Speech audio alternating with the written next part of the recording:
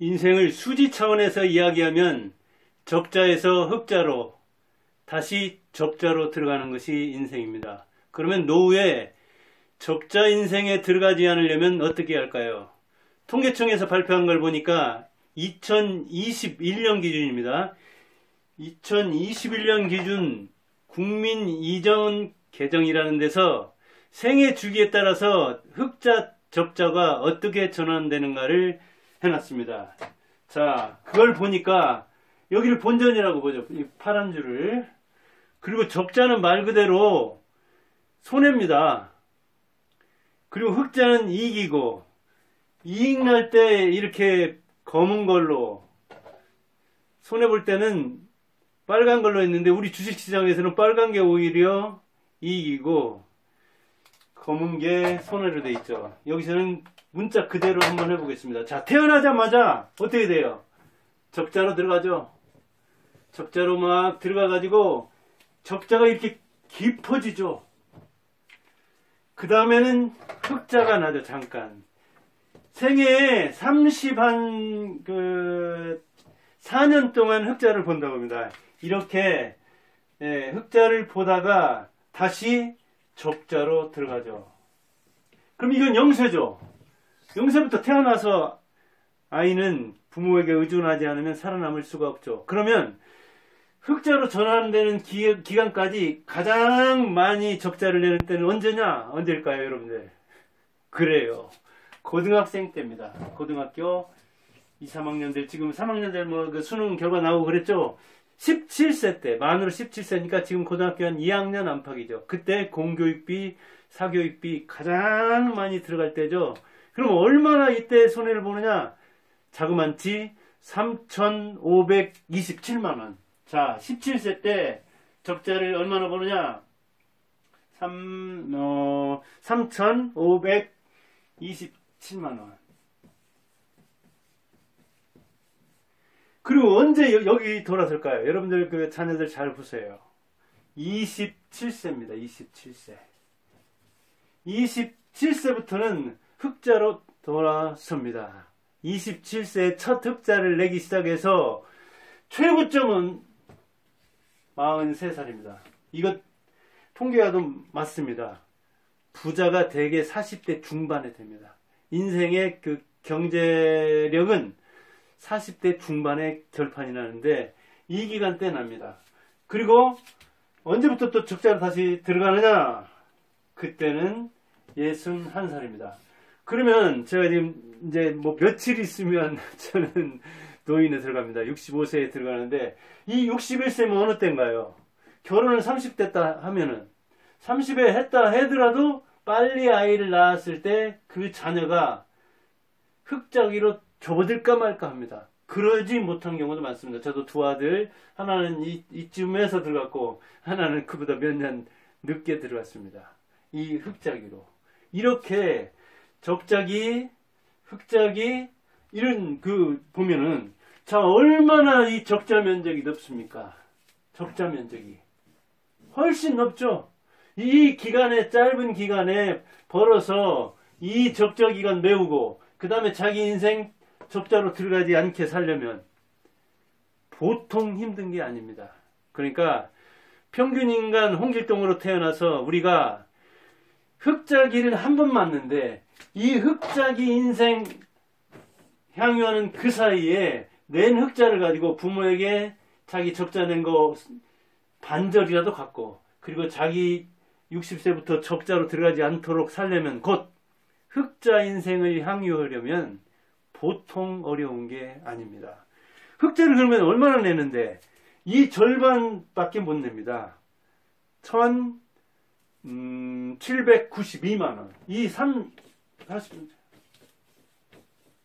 봐봐요. 17세 때 적자 낸 거 43세 때 최고의 흑자를 낸다 하더라도 이것밖에 안 된다니까요. 1,792만. 뭐 절반 조금 넘게, 절반쯤밖에 안 되잖아요. 흑자기에. 그리고 61세면 소득은 급격히 떨어지는데 소비는 비슷하기 때문에 적자기로 접어드는 겁니다. 우리가 이렇게 인생 주기를 그려놓고 보면 이 인생을 흑자와 적자로 나눠놓고 보면 아주 간단하게 생각해도 흑자기는 짧고 적자기는 두 군데나 되면서 매우 길고, 그리고 61세에서 지금 100세 인생이라고 하는데 무슨 나이는 숫자에 불과하지 않는다고 하지만 나이는 숫자일 뿐이 아니죠.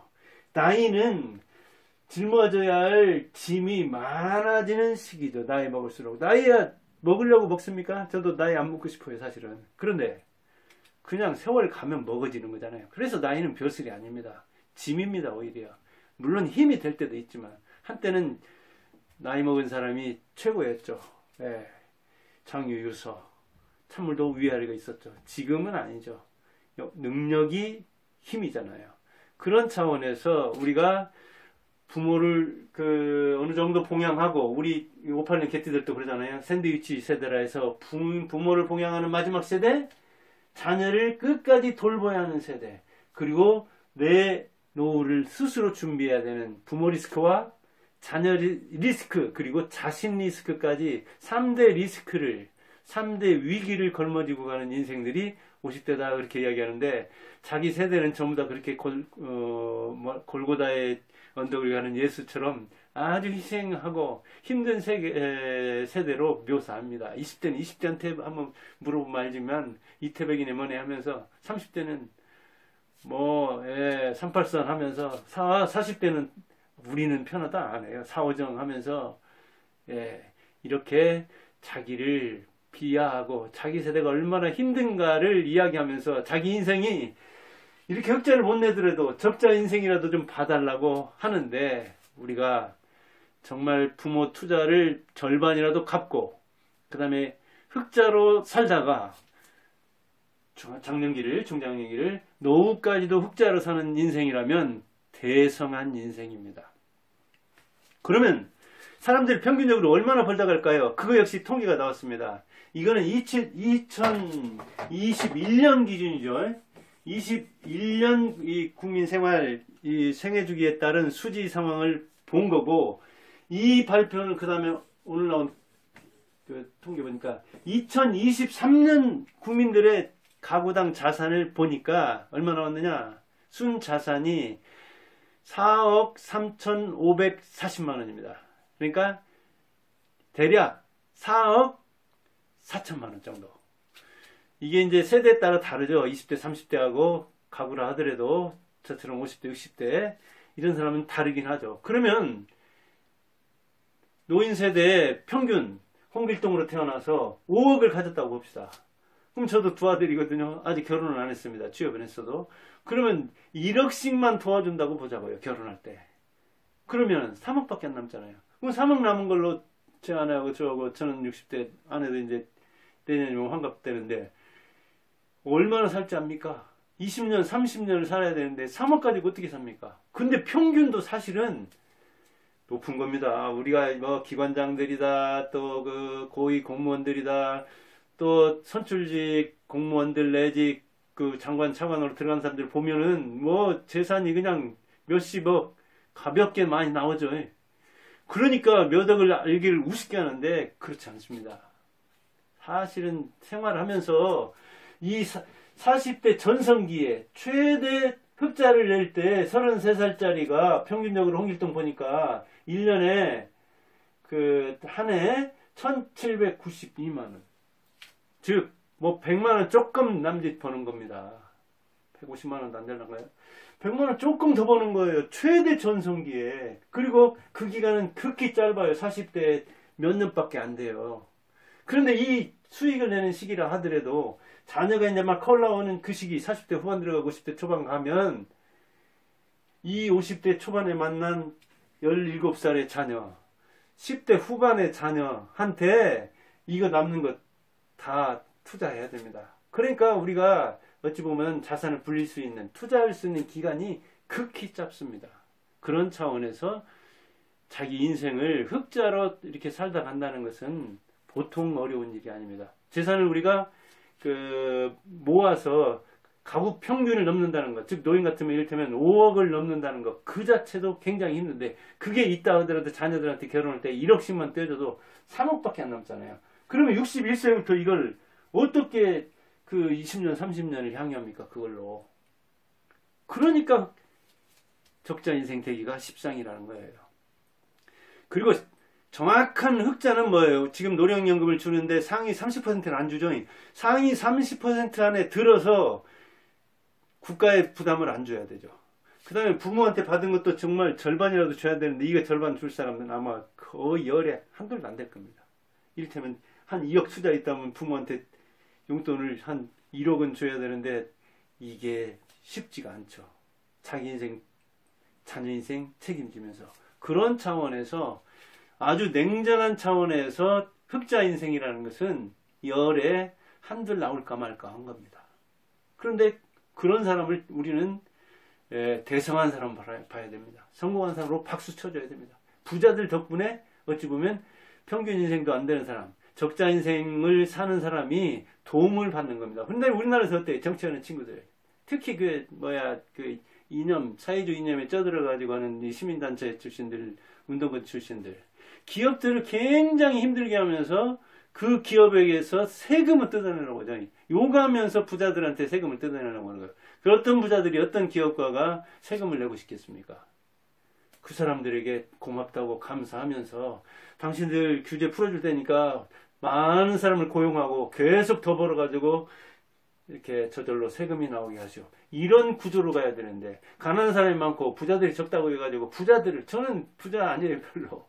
부자 아닌데도 부자들이 얼마나 힘들게 부자 됐는가는 알아요. 제가 학원 한 15년 안팎하면서 야 정말 정치가들에 비하면 이 삼류 정치꾼들에 비하면은 기업가들은 정말 위대한 사람들이구나. 정주영, 이병철 하나면 대통령 몇십 명 데려놔도 안 되겠다 하는 것을 절감하고 또 절감했습니다.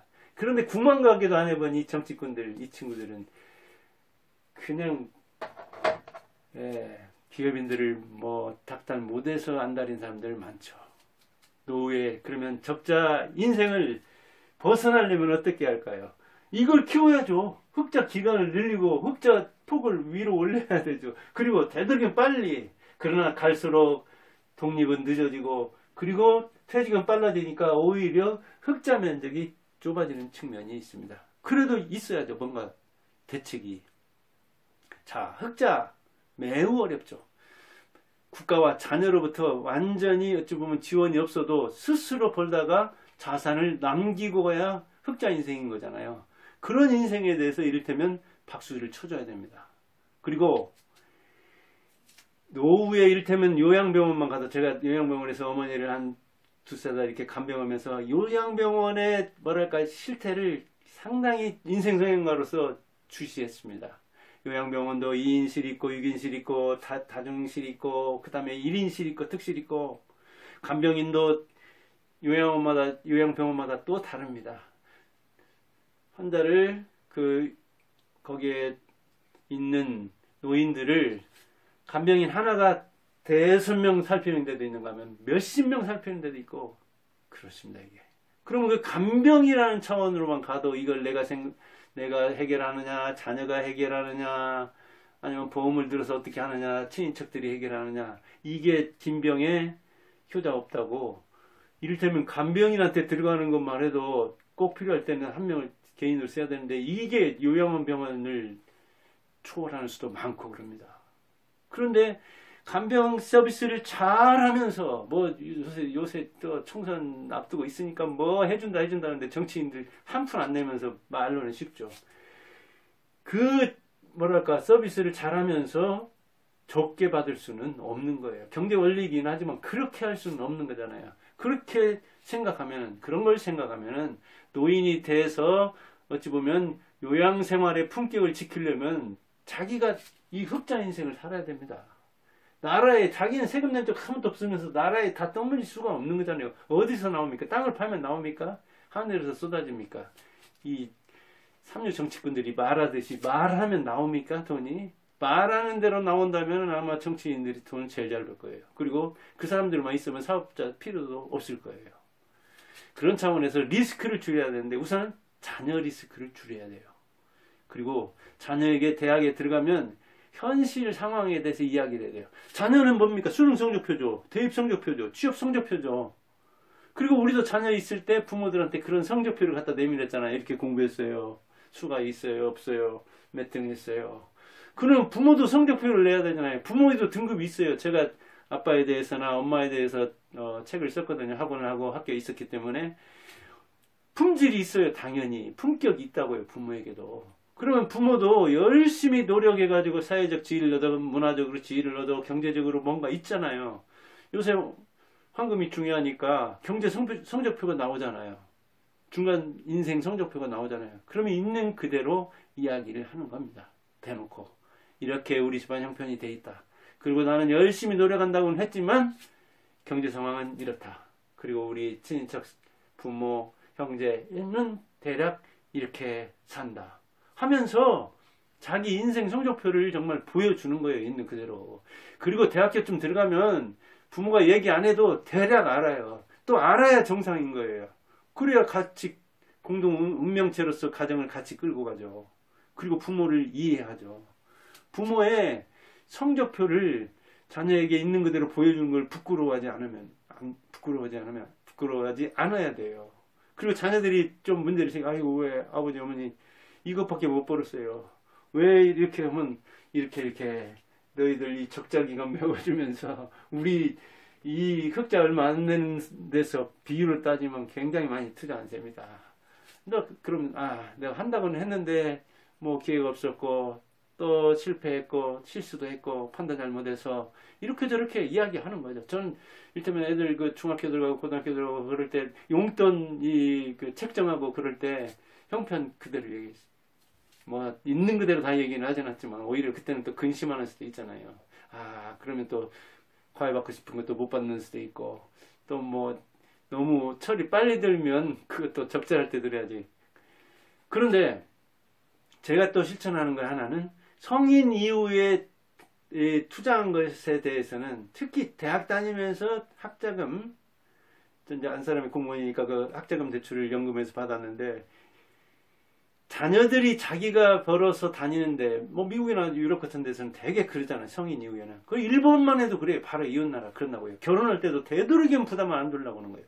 근데 우리나라에서는 부모들도 자녀를 지원해 주려고 하고, 자녀들도 당연히 그렇게 생각해요. 유럽 여행은 그렇게 해가지고 일주일이면 그냥 유럽 여행 갔다 와서 유럽인처럼 머리는 바꾸려고 하면서 생활 습관, 생활 인식, 구태는 안 부수려고 해요.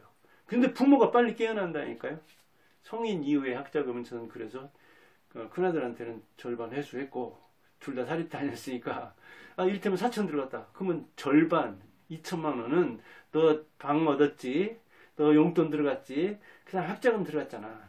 그러면 이 두 가지는 부모가 해야지. 방 얻어주고 용돈 주는 것까지는. 그럼 학자금은 네가 이제 부모를 뭐랄까 기쁘게 보람되게 하는 측면도 있었지만 네가 네 인생을 준비하느라고 그건 쓴 측면도 있잖아. 그러니까 세 가지 중에 한 가지, 그 중에서도 절반 회수하자. 자, 4천만 원 들었다고 2천만 원 월급 타면서 좀 힘들긴 하겠지만 이렇게 큰아들한테 회수했고 이제 둘째 아들한테도 큰아들이 그렇게 하는 걸 봤으니까 이게 뭡니까? 어찌 보면 자립하라는 그 경고이기도 하고 부모가 노후 때문에 뭔가 그 자금이 좀 쪼달리는가 보다. 그리고 사실은 내가 내 학비의 절반은 됐다 하는 자긍심을 가질 수도 있는 거예요. 어찌 보면 친구들한테도 우리는 이런 원칙이 있었는데 집이 그래가지고 나는 월급 타가지고 이렇게 해서 절반을 갚았다. 근데 그거 받아서 부모들이 뭐합니까? 다 이따 결혼할 때라든가 써야 하잖아요. 그러긴 하지만 어찌됐든 부모와 같이 우리는 협력해서 대학을 다녔다. 그러면 그게 상생 원리 아니겠습니까? 그리고 부모의 경제에 대해서 생각하고 돈 버는 게 얼마나 힘든가, 빚 지고 사는 게 얼마나 부담이 되는가 하는 걸 알게 되잖아요. 돈의 뭐랄까 이 중요함. 그리고 내 돈은 내 뭐랄까 이 피 같은 내 돈의 가치 이런 것을 느끼게 만드는 측면도 있는 거잖아요. 그 유대인들이 되게 그런다고 안 합니까? 성인 된 이후에 성인은 유대인은 얼마나 빨라요. 12살, 13살이잖아요. 그 다음부터는 자기 스스로 성인이 돼가지고 자립 못하는 거에 대해서 자긍심이 손상될까 싶어서 오히려 돈을 빌려준다는 개념으로 이게 부담 주면서 병 주고 약 주는 거였죠 보면은. 근데 유대인 그런 전략을 하잖아요. 그래서 저는 한국인이고 우리 아들도 한국인이니까 유대인의 그 취지를 살려서 그 비슷하게 했거든요. 하려고 합니다. 근데 아까도 말했지만 아이, 학자금 한 2천 회수해야 결혼할 때 1억 들어간다고 하면 뭐, 그래도 20%면 어딥니까? 예를 들자면. 그런 원리도 여러분들 한번 잘 생각해서 차용할 만하면 하기 바랍니다. 자녀들이 그렇다면. 그리고 그 지원을 자녀에 대해서는 그 이후로는 최소화해야 됩니다. 검소해야 됩니다. 우리나라 결혼 너무 요란합니다. 정말 너무 부모들이 지원을 많이 하다 보니까 이렇게 흑자 기간이 짧은데 이 자녀의 적자를 다 메우니까 부모 병행도 제대로 못하고 자기 노후 대비도 못하는 겁니다. 그리고 자산 관리를 잘 해야 됩니다. 그래서 자기 자산이 뭐 한 3억 남았다, 5억 남았다 하면은 주택연금이든 토지연금이든 뭔가 그 자산을 자기가 쓰고 갈 생각을 하고, 되도록이면 이 흑자 기간도 늘리면 되죠. 늘리면 좋죠. 투자를 하든 어떤 이자 소득이 나오든 근로소득이 나오든 흑자 기간을 되도록이면 늘리려면 합리적 소비를 하면서 이 흑자 기간 이걸 벌리면 좋잖아요. 이거 올리고. 그래서 빨리 독립해서 우리 아버지 것만 같으면 어때요? 10대 옛날 지금 그 80대 90대들은 독립했습니다. 그러니까 어찌 보면 흑자 기간이 거의 없었죠. 자녀들은 대여섯 명, 우리 집도 6명이니까요. 흑자 기간이 뭐 있을 수가 없었죠. 돈 들어오면 빚으로 다 나가고 할 정도였으니까요. 그런 차원에서 흑자 인생을 뭔가 한번 향유하고 싶다 할 때는 생각으로는 안 됩니다. 지금 제 방송을 50대 이상들이 많이 듣는데 생각으로 안 되죠. 지독하게 살아야 합니다. 지독하게 실천을 해야 됩니다. 자녀 리스크 관리, 자기 리스크 관리, 부모 리스크 관리를 지독하게 해야 되고, 그리고 현실을 있는 그대로 이를테면 자녀들과 이렇게 이야기할 수 있는, 그게 오히려 소통할 때도 여러 가지로 좋습니다. 그리고 자녀 지원은 자녀가 이렇게 독립해서 나가면 최소화, 특히 결혼 같은 거 할 때 뭐 자녀의 즉 손주의 교육비까지 할아버지가 대한다는 그런 얘기가 나오는데 그런 게 어디 있습니까? 그런 어찌 보면 그 과잉 지원이 자립을 막는 측면이 있습니다.